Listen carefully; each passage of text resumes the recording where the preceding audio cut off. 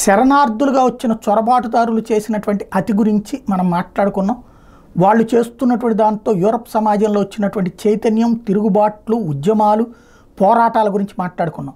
దాని ఫలితం అనుకుంటా క్రమంగా ఎవరినైనా సరే శరణార్థుల్ని రానియ్యాలన్నటువంటి యూరప్ సంబంధించినటువంటి ఓపెన్ బార్డర్ ఎజెండా క్రమంగా మరుగున పడుతోంది.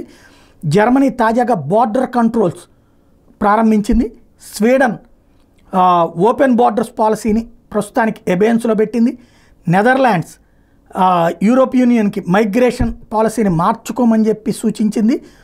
అలాగే ఇటలీలో ఇప్పటికే ఈ శరణార్థుల సంఖ్య 60% తగ్గించగలిగారు.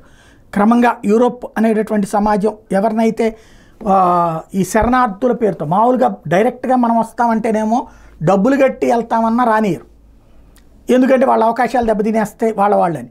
ఈ శరణార్థుల పేరుతోనేమో అక్రమంగా వచ్చే వాళ్ళకి తిండి పెట్టి అన్నీ పెట్టి మరీ కూర్చోబెట్టి నడుపుతున్నారు. ఆ చర్చల ఇంపాక్ట్ ఇప్పుడు క్రమంగా రిస్ట్రిక్షన్స్ ఆరంభమైన, మార్పులు ఆరంభమైనాయి.